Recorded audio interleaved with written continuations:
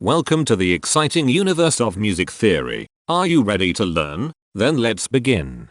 Today we will talk about scale 1853, Phrynyllic, which sounds like this.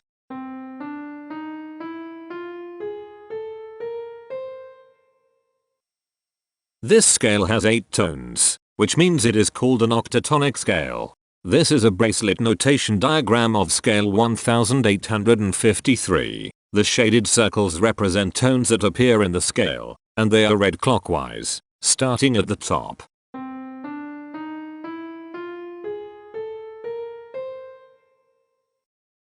The pitch class set for this scale is 0, 2, 3, 4, 5, 8, 9, 10. The fourth class is 8, 16. This set is not prime. The structure of a scale is a description of the interval distance between each successive tone. This scale has a structure of 2 1 1 1 3 1 1 2.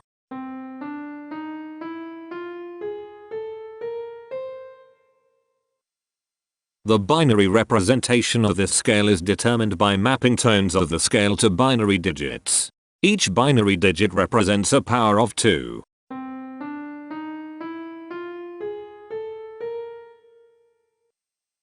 To get the scale number, we add the powers of 2 together. The powers of 2 that are present in the scale, all added together, equals 1853. That is why the scale number, in decimal, is 1853. The scale number not only enumerates the scale with a unique index, but it also literally describes the tonal content of the scale. Represented as a binary number in base 2, the scale number is 01100111101.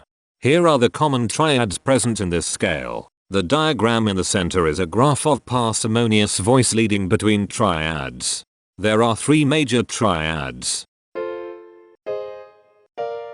There are 3 minor triads. There is 1 augmented triad.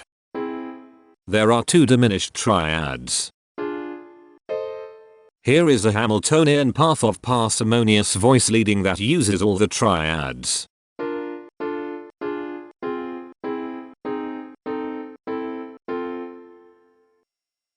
This scale has 8 modes. The first mode is itself. The second mode is scale 1487, also known as acrylic. It sounds like this.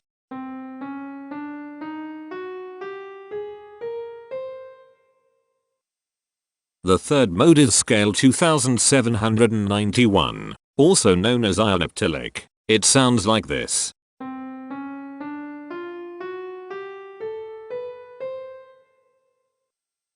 The fourth mode is scale 3443, also known as Verdi's Scala Enigmatica. It sounds like this.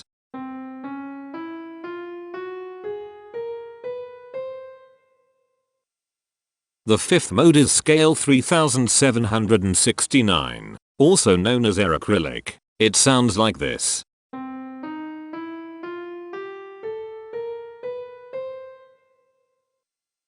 The sixth mode is scale 983, also known as epigilic. It sounds like this.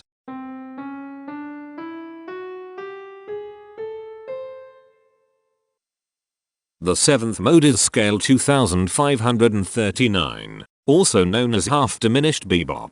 It sounds like this.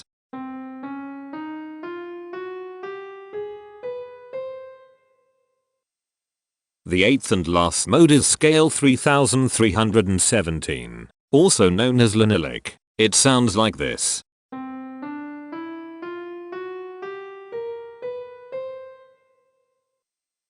Imperfections are tones that have no tone or perfect fifth interval above them. This scale has 2 imperfections. They are at positions here and here. Hemitones are instances where 2 tones in the scale are a semitone apart. This scale has 5 hemitones. They are at positions here, here, here, here, and here.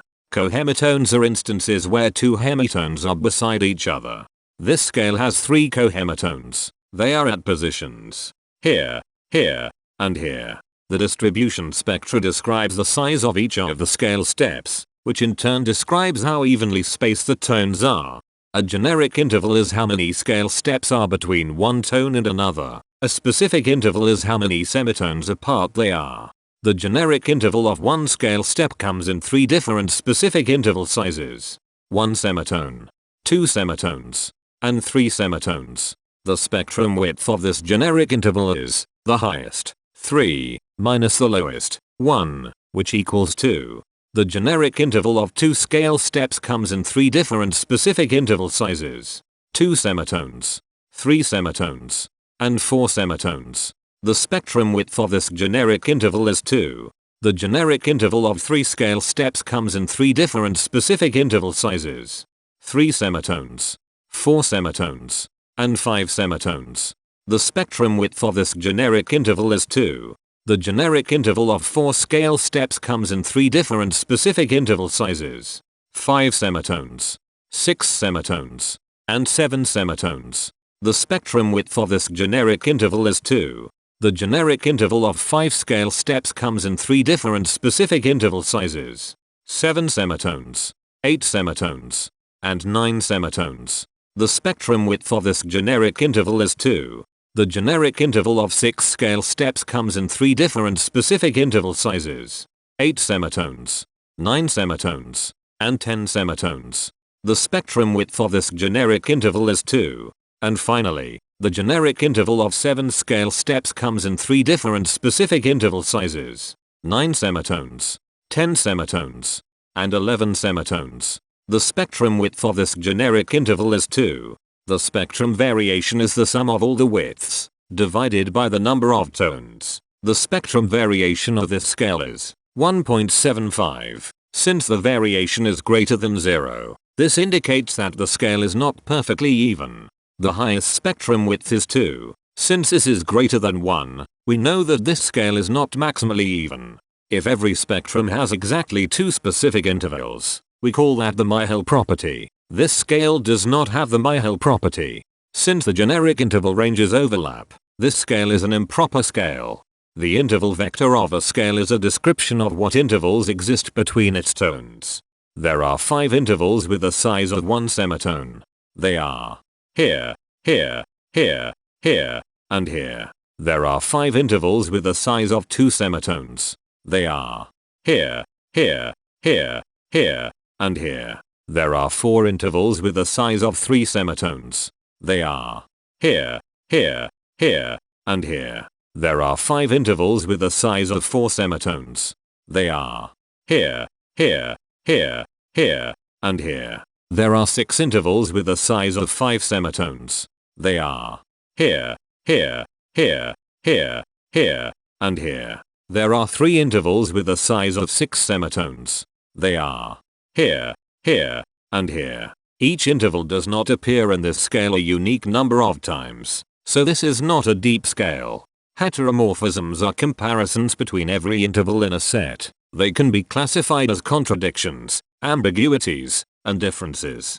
A contradiction exists when a small generic interval has a bigger specific size than a larger generic interval. For example, if a generic third interval has a larger size in semitones than a generic fourth interval, that is a contradiction. The number of contradictions in this scale is 12. An ambiguity exists when 2 intervals have the same specific size, but they have different generic intervals. For example, if a generic fourth and a generic third interval are the same size in semitones, that is an ambiguity. The number of ambiguities in this scale is 44. A difference exists when 2 intervals have the same generic size, but different specific sizes. For example, a major third and a minor third both have the same generic size, but they have different sizes when measured in semitones. The number of differences in this scale is 123. The coherence quotient measures the proportion of ambiguities and contradictions among a set's intervals. A scale with a higher coherence quotient is a good candidate for musical usefulness. The coherence quotient is 0.789. The sameness quotient measures the proportion of heteromorphic differences among a set's intervals. A scale with a higher sameness has fewer differences, so it is also a good candidate for musical usefulness. The sameness quotient is 0.372. This scale has no reflective symmetry. This scale has a different pattern of intervals ascending and descending, so it is not palindromic. This scale has no ridge tones. The balance of a scale depends whether the tones are spaced equally enough for the center of gravity to be in the center of the scale.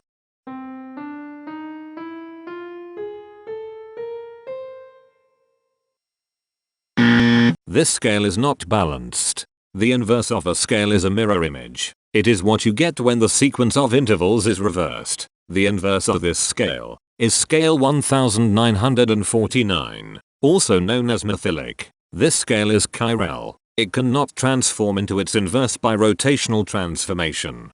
This scale has no rotational symmetry. For even more detail about this scale, visit ianring.com/musictheory/scales/1853. If you found this video informative, please consider supporting this channel by becoming a patron. Of course, not everyone has the means to support a project like this one financially, and that's okay. But if you are able to spare just $1 a month, your help is deeply appreciated. It will not only allow others to continue enjoying this series for free, but will also go toward improving the quality and quantity of music theory resources we can provide. Go to patreon.com/musictheory and join others like yourselves who totally geek out on all this nerdy stuff. Thank you to these Patreon patrons.